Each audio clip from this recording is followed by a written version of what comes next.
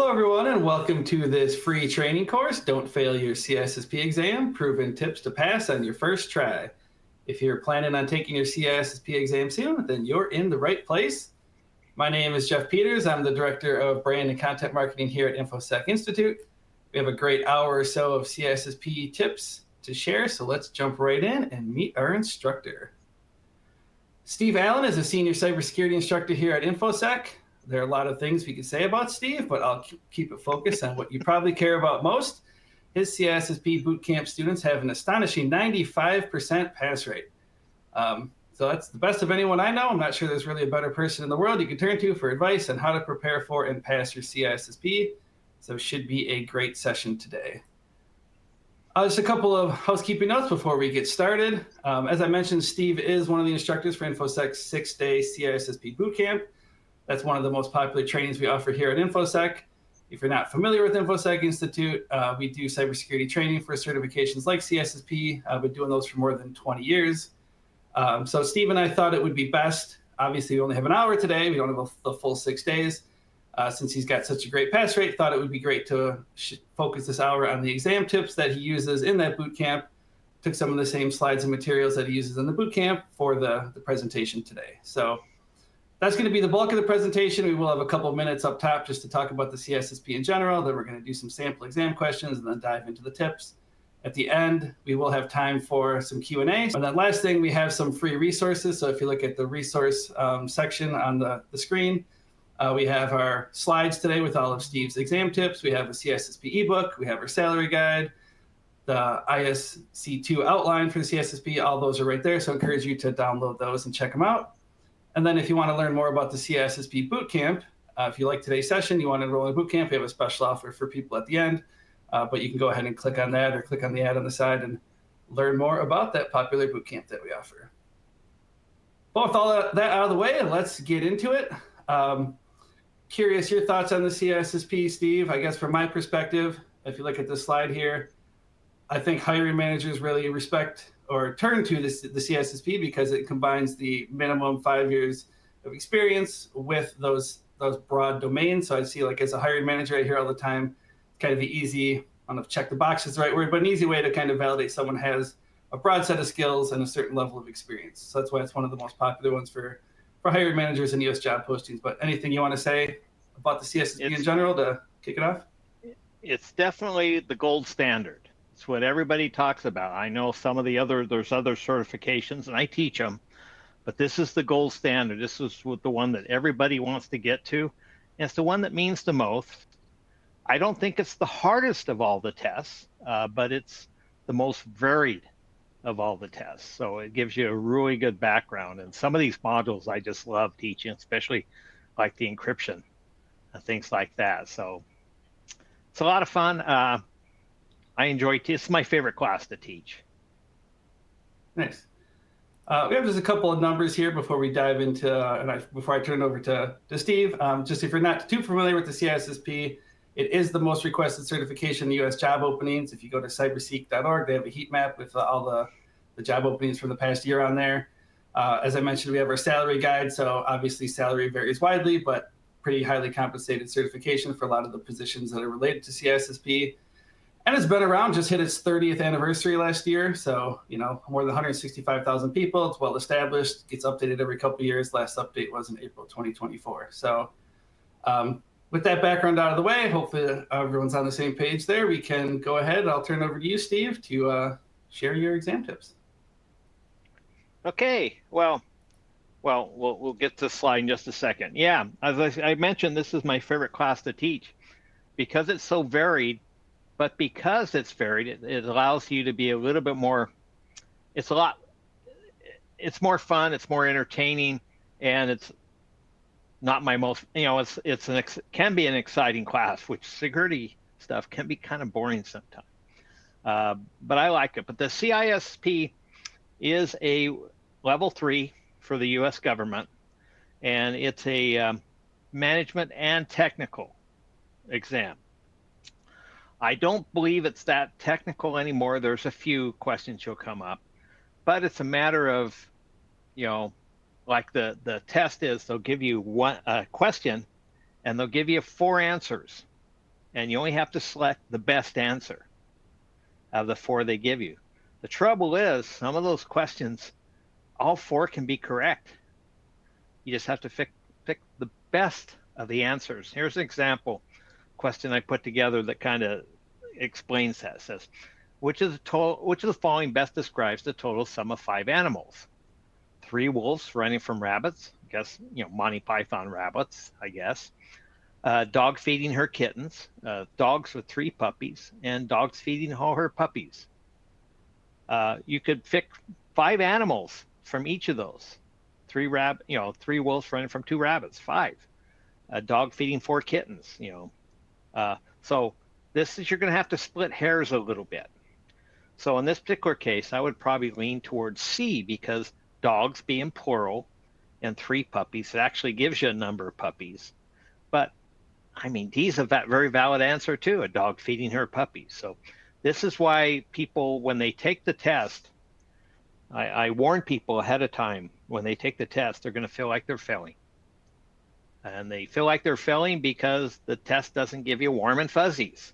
It's not like going to a math exam and say 1 + 1 = 2. And in almost all cases, there are some maths where it doesn't. It's 2. But here, it's pick the best answer. Or if they do get technical on you, they will do something like, which of the following algorithms would most likely be used to protect bulk data sent over the internet? So bulk data algorithms, okay. When we do bulk data, we know, and you learn from the class, we do it with symmetric algorithms. So a symmetric algorithm is one where the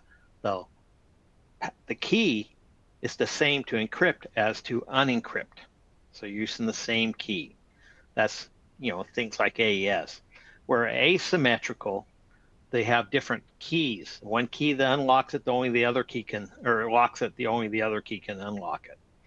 So that's things like RSA, things like that. So, and then so you need to know, when you're doing bulk data over the internet, you need to know, okay, we're going to do symmetric algorithm. Now you got to figure out which one of these is the best symmetric algorithm. So we have A, private key cryptography. Now they have this habit of trying to hide things from you. Private key cryptography is another name for symmetric. Not a very common name for symmetric, but it is symmetric. RSA. RSA is an asymmetric algorithm. We usually, when you go to HTTPS, you're doing an RSA algorithm on there, the S. But then you're switching over to a symmetric algorithm. So we cover that in the class. DES is a symmetric algorithm, data encryption standard, but it's denigrated. We no longer really use it anymore. There's a few places where you'll see it used, but it's not used much anymore because it's cracked. And the ECC, elliptical curve cryptography, is asymmetric. So as I tell people, eliminates the bad words, bad answers immediately. So a B and D are eliminated. So it comes down to A and C. A being another name for symmetric, C being the symmetric, but denigrated, I would pick A in that particular case. So that's some of the tricks that we go through. We go through a lot. During my class, we probably go through 600 questions, and I analyze them for you to help you get through them. So now to pass this exam, this is, again, not a technical test. However, you have to be able to understand the question. So 50% technical knowledge, but the most important thing is how to take this test. This is a computer adapted test. So, and there is no mark and review. So when you get a question, you have to answer it. You can't mark it and come back to it later. You can't even hit an answer, go to the next question and say, oh, I think I missed that one, and go back. You have to answer it right there, because the next question you're asked is based on how you previously answered questions. So we'll talk about the length of the test and that. But again, it's analyzing the question. If you're ever in my class, you'll hear me say multiple times during the week, read like a lawyer, think like a manager. So one word will change the entire outcome of the question. So you have to know when to find those words. So analysis of the question, careful reading, eliminate the wrong answers, just like we did on that previous question. We eliminate the wrong answers first. Thinking like a manager. Now, what does thinking like a manager mean? It means you don't delve into the technical itty-gritty of things. It's like, for instance, if we look at why do we have SAML, Security Assertion Markup Language? Why in the heck do we have it? Well, we have it because it enables two-factor authentication. Why do we have two-factor authentication? Because our users are horrible. They'll use crazy, stupid passwords and don't change passwords and use derivatives of passwords and that. So that's why we have SAML. It's because ultimately the manager point of view is because we can't trust our users. So having a manager's mindset, understanding why we do things, not the technical aspects of it. Buzzwords. I have a set of what I call the golden words, the golden concepts. And when you see them, they're like 99% of the time, or over 90% of the time, you'll see that on the test. Now they're getting wise to this, ISC squared, so they'll use different words. Like instead of like impacts, a 99% golden word, they'll use the word consequence or something like that in place. Looking for absolutes. There is no absolutes in security. You cannot eliminate risk, for instance. And as I tell people, I have my golden words, eliminates the brown word. And that's what my dog does in the backyard, okay? So, we want to avoid absolutes, unless we're looking for the bad answer. We don't, for instance, when we are doing disaster recovery, we don't bring back everything. During the disaster, we bring back the critical things, okay? Looking for odd man out. If you can't figure out an answer, knowing, hey, that answer looks different than the other three, okay? Don't argue with the question. Well, everything you need to answer that question is in the question. You bring something from the outside, you're probably going to pick a wrong answer. Years ago, when I taught a lot of Microsoft stuff, and I lived up in, worked up in Bellevue, Washington, Microsoft would occasionally call us up to be SMEs, subject matter experts on tests. And it was usually when somebody said, hey, that's a bad answer to that question because you have two right answers. Inevitably, it's because the user brought something into the test. This is how we do it at work. This is how we've done it in the past. No, it's what they give you in the question. Proper attitude and confidence. I'm here to tell you, you are going to feel like you're failing. I know people that have passed this test in 45 minutes, got it, and passed it 100 questions, which is stellar. And they failed at some point during the test. They were failing. I felt like I was failing. Of course, I took it years ago when it was a 6-hour exam. Again, analyze the question. Don't argue with it. Analyze the question, connect the dots. And that's what a lot of my class is, how to hack the test, how to interpret, how ISC squared labels things. So again, when you're in that test, you have 3 hours, and you're going to have between 100 to 150 questions. Again, this test is, we'll talk about how it decides how many questions you're going to get in just a bit. Expect to find each item challenging. There are very few. I would guess maybe 5 to 7% questions where you're going to know the answer immediately. That's the answer. Okay, good. Move on. You're going to feel like you're doing poorly, and ISC square only expects you to get about 50% correct. You say, well, wait a second, what's the passing rate? Well, the passing rates, they don't tell you, but it's probably up around 700 points out of 1,000. However, each question is weighted. So if you answer the difficult questions, you'll pass. But again, I'm going to teach you how to get there.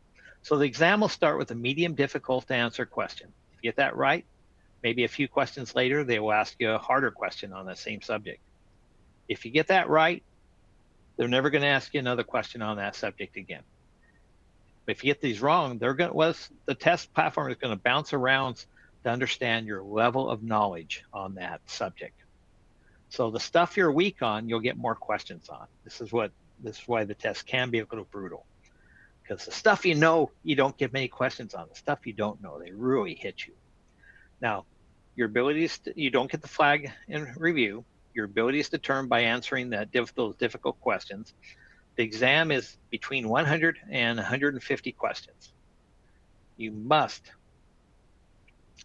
By the way, the one on February 16th, somebody's asking the question, is I'm the instructor? Yeah, I'm the instructor for the February 16th class. So you will have me on there. So in fact, the next 2 weeks I'm teaching CISSP. Okay. So you can't flag and review. You know, your ability is determined by the difficult question. The test platform gets more precise as it asks you questions on there. Now, you have to answer a minimum of 100 questions to pass. If you don't get to 100, it's an instant fail. I've never had anybody not get to 100 on there. If the test, the interesting thing is about a third of the people, the test ends at 100. A third of the people, students, it ends at 150, and the other third are somewhere in between. If the test ends at 100, you've passed. Okay, I've never had anybody fail when the test ends at 100. I will tell you though that, you know, if you go past 100, every question past 100 counts, because there's going to be 25 non-scored questions that they don't count towards your score, but you don't know which ones they are, and they will be in the first 100. So 75 out of the first 100 test questions are count towards you. Once you go past 100, everything counts. Okay. Now, consider each question carefully, provide the best answer based on the information given, and again, leave real world or your work at the door. Only consider what's given to you. Now, how do they decide if you pass? Well, there's 3 rules that they have in the test platform. Rule 1, once the minimum exam length of 100 is satisfied, the exam will end when the candidate's passability is, it knows what your passability is at a 95% statistical confidence, the statistical interval. You don't have to get 95% right. It's just that it knows where you're at on a 95% standard. Okay. If you're above that pass, test ends and you passed. If you're below it or it can't figure you out, that's why you get more questions. You'll go to 101, 102, 103, you know, and so forth. Now, if you get to the end of the test, you get to 150 and it hasn't figured out where you're at, what it will do, it will take the last 75 scored questions. So that will be the last 50 you answered, and then 25 from the first 100, the last ones. If you're above the pass rate, you pass. If you're below the pass rate, you fail. Okay. And rule 3, what happens when you run out of time? You know, you run out, you blast through that 3 hours. And I've had 5 students in 5.5 years that run out of time. 4 of them passed. Okay. Because what it does, it's going to take the last 75 scored questions and rate you on that. So this is not like the SAT, where if you got down the end, maybe there's 15 seconds left and you have 10 questions left. You know, the old adage was, when in doubt, Charlie out. So mark C for everything. Statistically, C is the most common answer on a multi-choice question, but it's by a fraction of a percentage, a fraction. So, but this question, no, you are penalized for, in this test, you're penalized for wrong answers. So answer the question you're on. And if you get it right, then you'll get another one, but don't start marking stuff out. Okay. Now, I would say, if your test ends at 100, you've passed. If you go to 150, there's probably, my students, probably about an 85% pass rate, 85 to 90. In between there, it's probably 90 to 95%. All averages out to about, my students on the first attempt are about 95%. I will say that I've had 100% pass rate on people taking the second attempt on there. Because sometimes you just, you freeze out. The test is difficult and you struggle with it. I had a student told me a story that this was back a couple years ago. he thought he was doing so bad on the test. He was about 86 questions in. He just thought, I'm going to put this out of my misery. I'm going to just start answering everything wrong, just so the test will end, so I can go back and study more. And he goes, well, no, I'm here. And he passed at 126 questions. So don't give up. Everybody feels bad on this. Okay. So it's not how you would do it. It's not how it could be done. Your world is those 4 choices, and the solution is given to you, except for one thing I warn people on this is that you may say, read the scenario and I would do it this way. And your answer will not be up there. The best answer may not be up there. So you have to pick the best of the answers they do give you. Okay. Think like a manager. Think risk management. We are, above all else in this job, we are risk advisors to the organization. Eliminate wrong answers. Be sure you understand what the question is asking. Read the question twice. Read like a lawyer. Every word counts on these. These questions are well vetted. So every word is there, and everything in a question is important.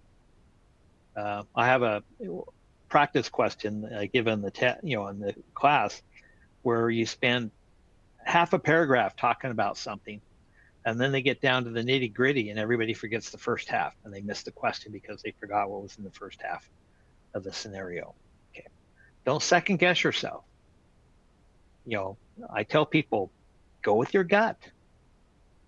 If you can't don't know, go with your gut. People that change their mind oftentimes change to a wrong answer. And slow down. If the answer jumps out at you, there's a good chance it's wrong. These are not easy questions. So if it appears easy, you get a little, it can be a little freaky sometimes on there. There's also a thing is at about 2 minutes, your brain short circuits. This is from studies they've done. I think it's because TV has shortened our attention span. You ever been trying to remember something and you can't remember it, you can't remember it, you can't remember it, and then you stop trying to remember and a couple of minutes later it pops into your head? That's because your subconscious mind is still working on it. Trouble is, on this test, with no mark and review, that doesn't help you. So at about 2 minutes, your brain goes, squirrel. Always, your brain goes off in the la-la land. So try to answer your question within that 2 minute time period. I call that, if you get trapped in question 3-4 minutes, that's going to the dark side on there. So slow down. 3 hours is more than enough time. People tend to want to rush through this test to get the pain over with, but also they think it's a time test, so they have to hurry. You don't have to hurry. Okay. The 5 people that ran out of time, they ran out of time because they needed bathroom breaks. Your clock doesn't stop. When you get a bathroom break, the clock continues to go. They lock your test, but the time still goes. And by the time you check in, check out, or check out, go to the bathroom, check back in, it's 20 to a half an hour out of your test time. Okay. So again, it's not a technical test. It's a managerial test. It's not going to give you the warm and fuzzies. It is a fair test. I think it's a very fair test. They don't try to trick you very much. There's a few tricks, but yeah. You can't brute force this exam. Any organization that's telling you they have a brain dump is lying to you. There are no brain dumps for this. They guard this test. That's why you have to go to a Pearson VUE owned facility to take it. You cannot take this test remote. You wouldn't want to anyway. There's reasons for that, and we talk about it in class, but yeah, you can't brute force. You need to put in time writing questions and read materials, but it's not memorization. It is understanding, it's comprehension. Now the test is very implicit, not explicit. Explicit would be 1 + 1 = 2. Implicit would be trying to figure out what they're trying to get, the question behind the question. They're not asking you meanings, definitions, terms. For the most part, they'll ask you something, you got to figure out the concept. It's one of the things I teach people, how to recognize that concept. And again, it's a very different test than you've ever taken before, and that's why I say blame the psychometricians on that. Okay, so how to study for this exam. I assign homework. Sorry, if you're in my class, I'm going to assign you homework. And the homework is harder than the actual exam. Most people get sticker shock. They're like getting 50s and 60% on the homework. But the homework is there just to teach you the terminology, teach you kind of the phraseology of that. The actual test is easier than the homework. So that's going to make it so when you get to the test, you're going to feel a lot more comfortable. Do lots of questions, understand why a question, and even more important, why the other ones are wrong. If you look back on your life, it's the dumb things you did you remember. I was a pretty good kid. I was an Eagle Scout, but I always remember the stupid things I did as a kid, not the smart things. My very first certification exam I ever took, and I'm going to date myself here, was MS-DOS. So that shows you how long ago it was. I still remember a question from that test because I got it wrong. It's haunted me to this day. Was the /D parameter due to the DOS print command? Well, the options were deletes the job out of the job queue, changes the port, adds the date to the output. And I can't remember what the fourth answer was. I picked delete the job out of the job queue, the print queue. No, just change the port because the D stood for the device.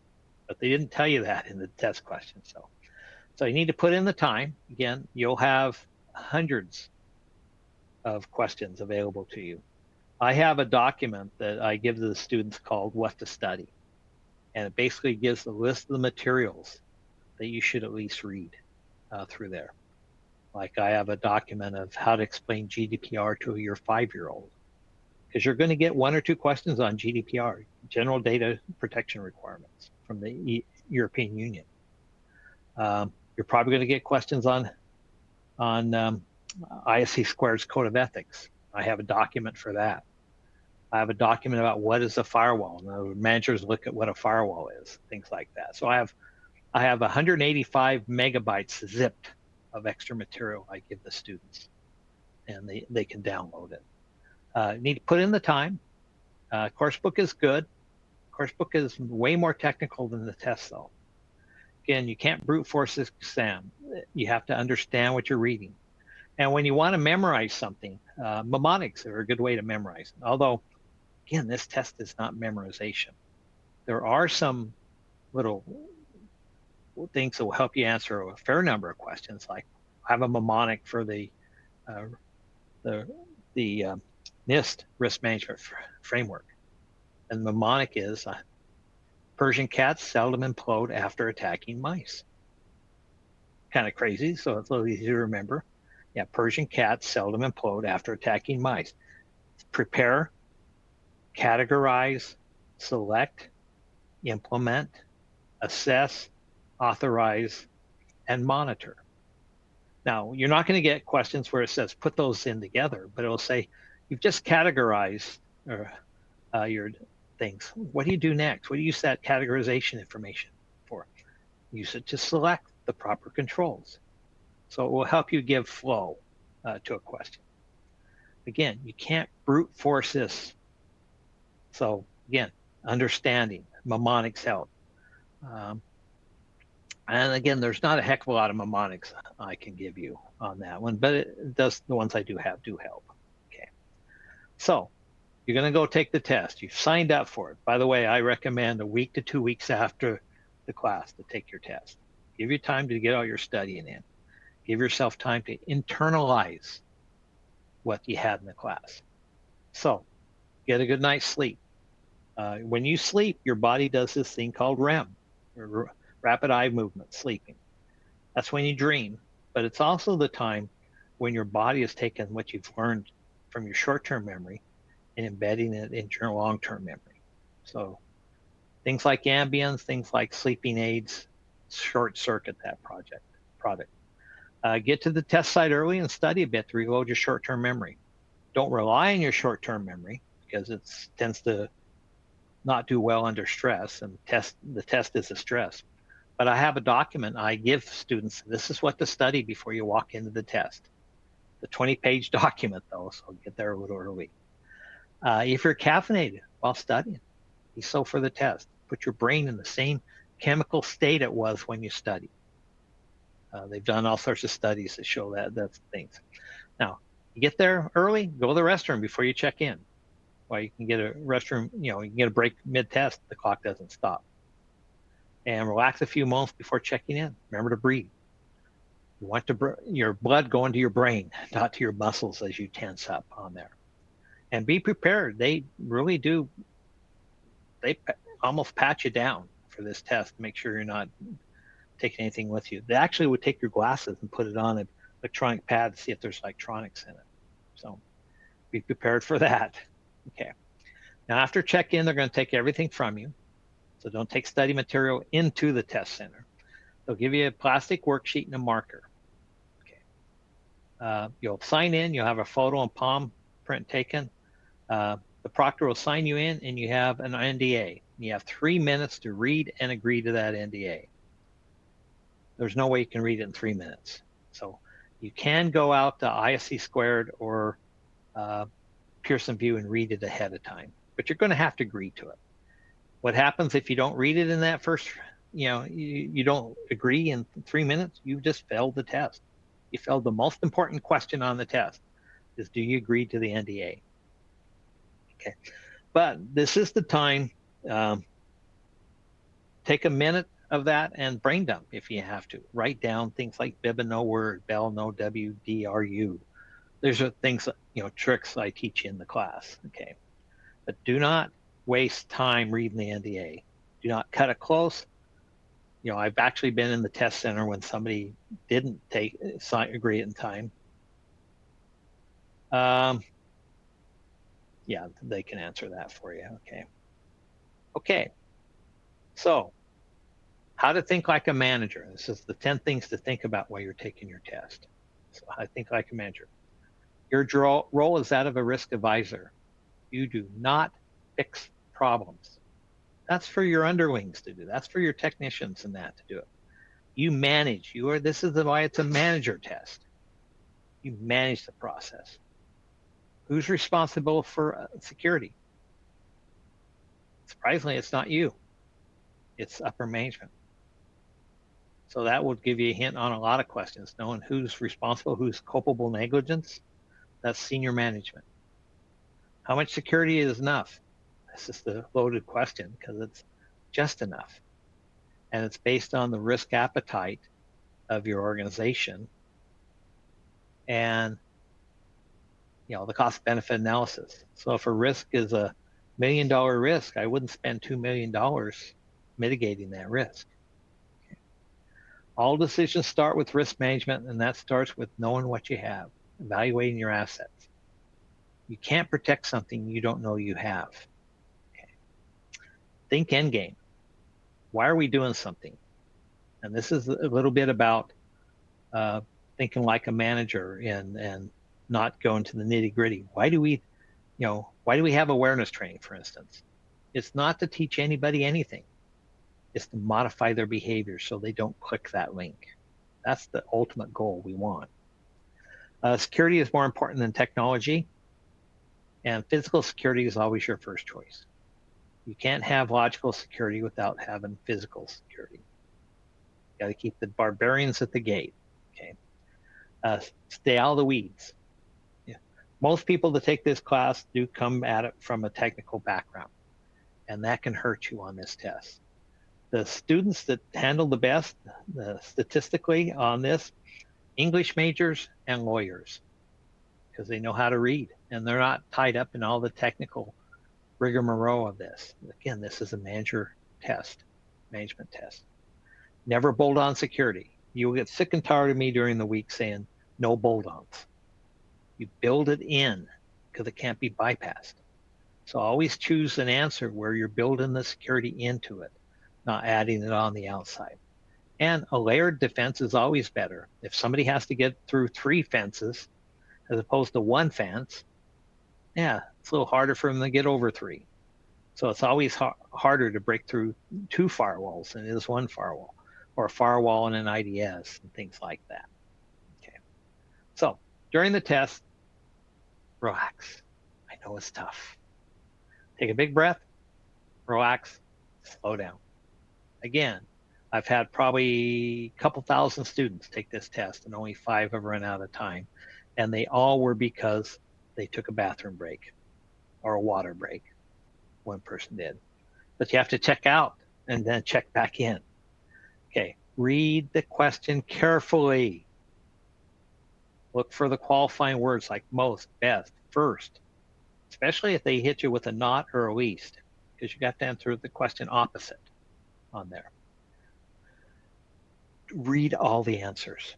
Do not jump at the first one you like. It's a common testing technique is to put the best distracting answer ahead of the real answer. Okay. On almost every question, you're probably going to be able to eliminate 2 of the answers. In fact, on every question, start by trying to eliminate the bad answers. Get down to 50-50. That's usually, can be enough on these really tough questions. Pick your answer, reread it to be sure. Okay, just make sure this the question, there's the answer I picked. Okay, hit next and forget about it. Because once you hit that next, there's nothing you can do. It's in the past. Any brain cycles thinking about that question is just waste of brain cycles at that point in time. Okay, so during the test, slow down. The questions are sometimes written to lead you to a distractor. If you don't slow down, you may fall for it. Don't get frustrated. There's little to no warm and fuzzy. I call them warm and fuzzy questions. You're probably not going to be 100% sure on this. This is by design. This is a tough question, tough test. If the questions seem to be getting harder, that's a good sign. They're ramping up because you're doing so well. Now, if they're getting easier, that's not a good sign. But don't freak out. I've had tough question, easy question. That might be a new subject. They're going back to the middle. Remember, we start out with medium difficult questions. Don't waste time. Don't agonize over answers. That's, again, the path to the dark side. In about 2 months, 2 minutes, put in your gut, you go with your gut and move on. People that run out of time oftentimes are people that get close to the end, and so they start panicking and moving faster. It's because they're spending more than 2 minutes per question. Okay. Typically, you go with your first gut answer. People that change their mind more often than not change it to a wrong answer. Again, if you eliminate 2 answers, you have a 50-50 shot. Go with your gut. And it's going to be 30 questions or so to feel somewhat comfortable. Remember to breathe, okay, and feel overwhelmed. Somebody asked, how long is the certificate valid? As long as you keep your CPEs up, it's valid forever. Yeah. You have to do basically 40 CPEs a year to maintain your certification and keep your payment up. You have to renew your certificate on there. But yeah, it's not hard to get your CPUs, however you want to call it. And again, remember to breathe. If you stop, feel overwhelmed, stop, breathe again. So I tell people that when they go in, ask the proctor, is it okay if sometime during the test I stand up and stretch? And most proctors will say, sure, as long as you don't wander around the room or look at any other things. You just stand up and stretch. When you get muddled down, because you're in there for potentially 3 hours, you're going to need a mental break. But just have that mental break by standing up, breathing, stretching, sit back down. It will do you wonders on there. Okay, now the test ends and you're going to get tortured, literally. They don't give you a pass-fail right then. What you're going to have to do is signal the proctor. The proctor will sign you out. You'll go up to usually the front desk, and they have a printout, and they'll take it from the printer, fold it in half, generally give it to you. Look at it. I've had people take 3 days to look at it because they knew they had failed and they didn't want to, come to terms with it, and they had passed. So look at it. Now, if you passed, it's going to say, it kind of, thinking of your gut actually has the second number of nerve cells outside of your brain. So surprisingly, your gut does react to these things. It's kind of funny. But the test will say if you passed, it'll say you're provisionally passed. Don't stress that. That provisionally passed is not on you, it's on the test center. It's making sure they did everything right. And I've never heard of anybody getting provisionally passed that later was rejected. Okay. I've had times when something screwed up and the person they didn't have the test score immediately, and they didn't get it for like 3 days after. But again, now if you fell, what it's going to do is they'll tell you the 8 domains. They will tell you how you did in each domain, but they'll tell it to you in above grade, at grade, below grade on the domains. So it doesn't tell you, oh, you were low on cryptography, you need to study. No, it'll just say you were below grade on module 3. So don't stress it. Okay. So test hints. Look for absolutes. If your question is looking for a negative, eliminate that answer. Absolutes are distractors. Always remember to look on this test from the side of a risk manager. Think from the business or organization side. There's a classic question I use in like that where it tells you on a breach what's more important, and one of it is one of the answers is making sure you know how you got breached and things like that. Or the managerial answer is reducing the impact of that breach in however you do it. So it's the managerial view. Yeah, don't go technical unless it's called for a technical answer, and that's very rare. So I tell people that worry about like cryptography, they're never going to ask you like MD5 is 128 bits, SHA-1 is 160 bits. They're never going to ask you those questions. They used to when I took the 6-hour exam, they did, but they don't anymore. There may be a port or two you have to know the number of the port, but it's rare. So don't go technical. Odd man out. An answer that looks a little different sometimes if you can't figure it out. Eliminate common items. Break it down to the differences. If you get lists of things, you'll see that if you ever take the course. Leave real world at the door. Universe is that question, that alone. It's not how you do it at work or how you would do it. It's how IC Squared wants you to do it. Again, I mentioned that sometimes you'll get questions that say basically, won't have I would do it this way, and that's not one of the answers. You have to pick the best one that's there.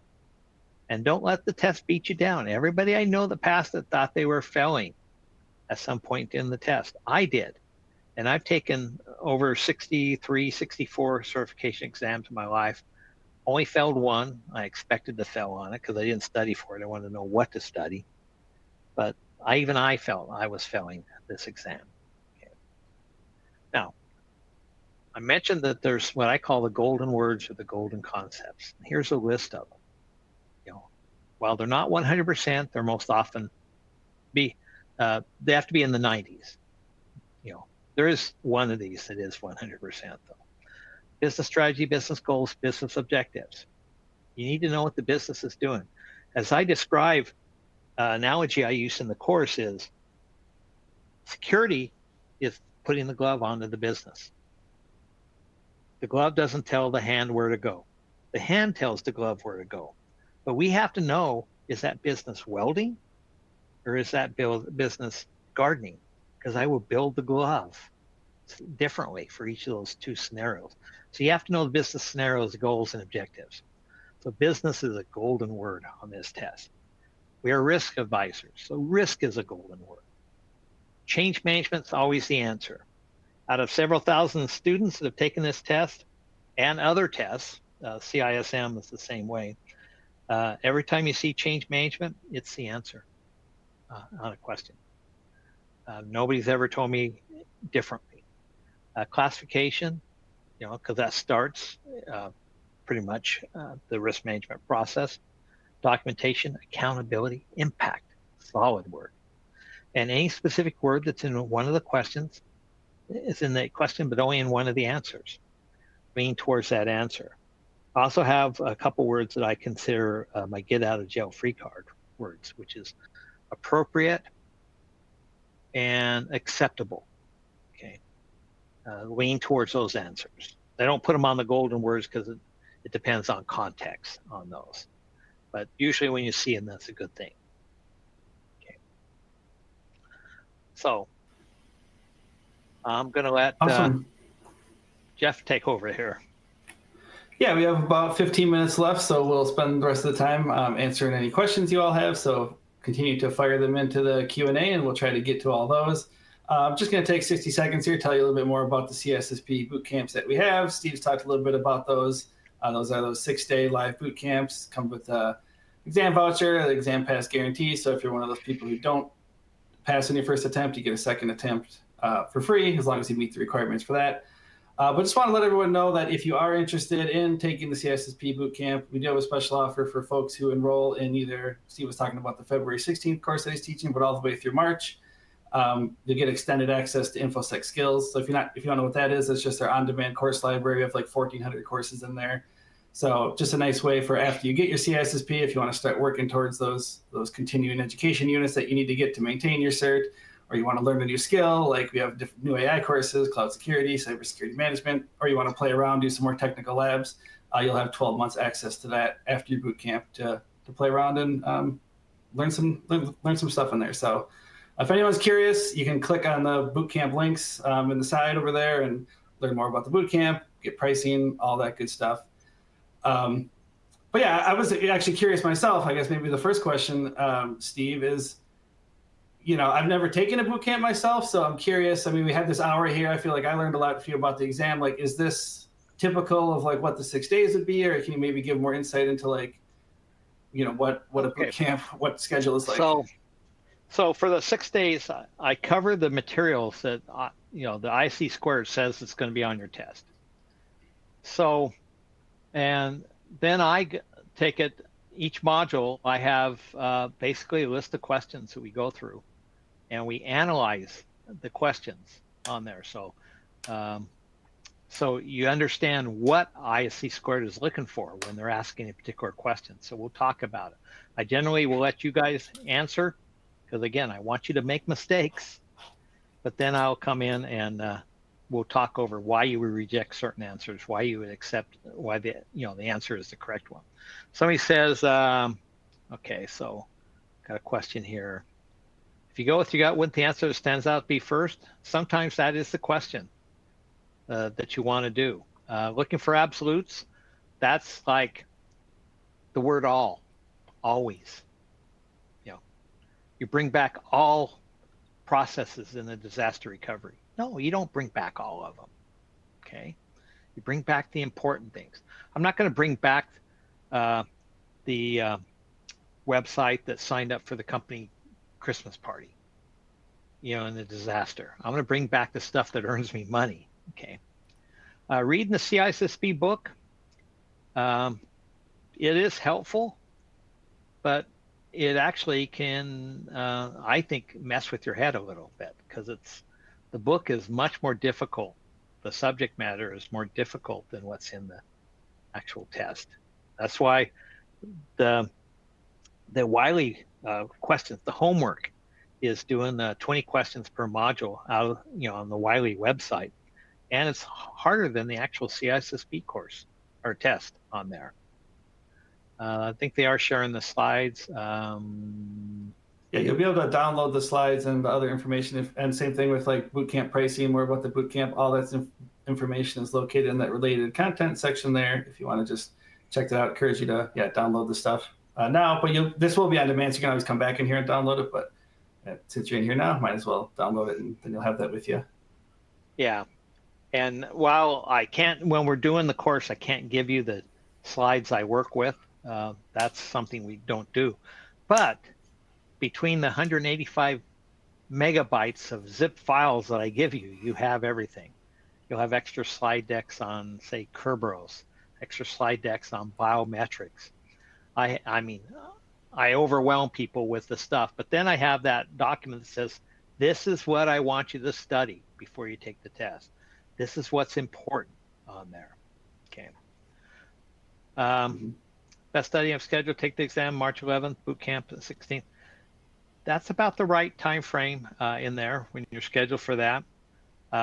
Studying ahead of time does help you, but during the course, I will help you focus on what to study. On the preparation of what to study for this, or before you take the boot camp, there is prerequisites that we have. When you sign up for the course, we give you a list of what you should go through, and it will help you for that course on there. Yeah, I was curious, Steve, just like the students in your boot camp that typically come in, I guess my perception is, since there is that experience requirement for the CISSP, that they're more, mid-level folks in their careers. They've probably taken a certification exam before, but correct me if I'm wrong, just curious, like generally the types of roles, types of students that are joining.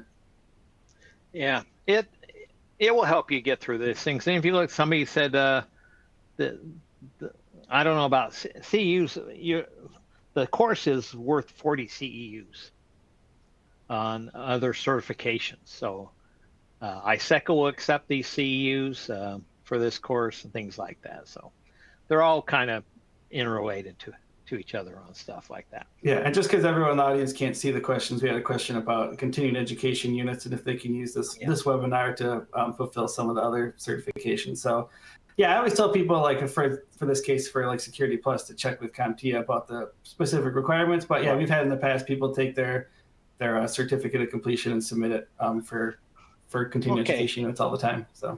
So time frame, you leave the boot camp, go take the test. Don't do that. Although I will tell you, I've had 5 students do that and all 5 passed. But they had been studying for months. This was just like the cherry on top of all their studying, taking the course. Do not take it the following, Saturday. The course gets done Friday. Do not take it Saturday after the course. It's the lowest pass rate on that day. Usually a week to 2 weeks out are what I recommend. There are no labs in the course or on the exam. Yeah, it's not like Security X or CISSP. There's not any simulations or things like that. Okay. How do you prove your experience? You say you have it when you do the examination or when you do your application. You will state, this is my degree, or if you have a degree, you get a year's worth on there, or certain other certs, you can get a year. But you just claim that you have it. Now, they do occasionally will audit you, that you may have to prove that you have that. But I've only heard of 2 people doing that. So I hold Security Plus, Linux certs. Says yes, it's those are technical certs that are baseline certs. This is the cream de la cream of that. This is the gold standard. So this means quite a bit more. This Security Plus certifications, yeah, it does help you. On this particular time, you get to count a year's worth of experience if you have those other certs. Now, understand that you don't get to count a year cert, year for that and a year for your college degree. You can't back them up on each other. You still need at least 4 years. Now, if you don't have the full 5 years, you come in as what's called an associate, and you have 6 years to get whatever additional experience you need. Once you get that and you say, hey, you're there, it goes. Okay. Typical amount of study time, everybody is different. I would say that typically I do recommend a week to 2 weeks after the course, but it depends on how much time you're putting in, because you're going to do homework every night in my course, usually about an hour or so of homework. And then the official study guide you need to know, it is overwhelming read, yes, because they go much more into detail, much more than what you really need for the test. And that's why the course is set to focus on there. Now, somebody has their cert that comes after this one. There is 3 advanced CISSP certs. There's the management professional, there's the architecture professional, there's the enterprise professional. You do have to have additional 3 years experience for those. But again, it's I think anybody that passes the CISSP can probably pass the management professional one, the ISSMP, the EP and AP is very much towards how the government does things. So it's the government way of doing, like authorization to operate and things like that. So they're very focused on there, and I thought they were very difficult. AP. Yeah, and I would just add. Yeah. Oh, so I was just going to add. Yeah, I mentioned those on the previous slide. The ISS, MP, AP, and EP. Those are also included in Infosec skills. We have boot camps for those as well, but as part of that, like free on-demand training that you get, we've had some folks, they take the CISSP Boot Camp and then they just do the on-demand training for those other certs if they're looking to level up and get one of those, specialty certs for management, architecture, engineering. So. Okay, let's look at other questions here. Yeah, do you believe the test really helps the industry technical? Again, this is not really a technical test. This is a management test. This is for not the security tech, boots on the ground. This is the person managing the boots on the ground. Okay. So this is what this is geared towards, this management test. Even though they call it still a technical test, it's a management test. How to deal with the management part of this, how to deal with governance, how to deal with management, knowing the big picture so you can help your people on there. We have about a couple minutes left. So yeah, I saw someone put a question about the CISSP salary. So we do have our CISSP, our cybersecurity salary guide listed in there. And for that, you can go ahead and download that in the related content section. We have some analysis of salary for different roles and certifications. So we just pulled the data from PayScale, from Glassdoor, from salary.com, did some analysis on that. CISSP was definitely one of the highest rated ones in terms of salary. But if you want to learn more about the methodology and see all the numbers, just download that ebook. You can click the link for the cybersecurity salary guide and learn more there. Somebody asked a question on NERC. NERC, that's the basically industrial control system stuff. We do have a SCADA class and a certification for that. I teach that maybe twice a year. It doesn't, we talk about NERC, but it's not specifically for NERC. It also covers all the other industrial control system stuff, and it's more for architecture, SCADA architecture. Yeah, we only have, we can take this last question and then we'll wrap up. Someone's asking, I don't know if you know much about the CSSLP with the secure software stuff from ISC2 and how much of that overlaps with the CISSP. A little bit. You might be able to pass it from there, but again, it's better just to focus your study on one cert and then move on to the next cert, so to speak. So. Well, we only have a minute left, so I think we can wrap up there. I guess I'll leave it to you, Steve, if there's any words of wisdom or anything you want to leave people with as we wrap up today about, go ahead. Hopefully, I'll see some of you in my CISSP course. Just be prepared for me to tell lots of stories. They are 90% job related on this, but I do try to keep the class interesting. And again, I'm the ultimate nerd. So, I'm a ham radio operator. You can't get much more nerdier than that.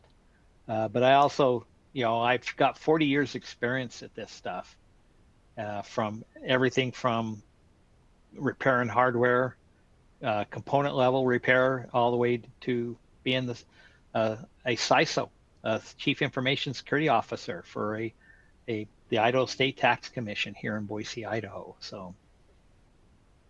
Somebody did have a question about the classes. Most of them are online. I teach from the confines of my bedroom, or it's an office we have here. But like last week, I was in Cincinnati teaching for Procter & Gamble. So, we do occasionally do on-sites, but oftentimes those on-sites are joint, on-site and mobile at the same time. Yeah. Awesome. Well, with that, we'll wrap up. Thank you everyone for joining us today, and huge thanks to you, Steve. Appreciate all the information that you provided. If anyone on the call would like more information, feel free to reach out to us at Infosec anytime. Happy to answer all your CISSP questions, or if you have any questions about any other cybersecurity training that you need for you or your team. Like I said, we've been doing it for 20 years, so have a pretty good bench of people to help you there. With that, have a great rest of your day. Kendra, our classes are year round, except for like between Christmas and New Year's or the week of Thanksgiving. You know, we get some time off. So, perfect. Okay. Right. Hopefully, I'll Thanks. see you guys in one of my classes. Bye.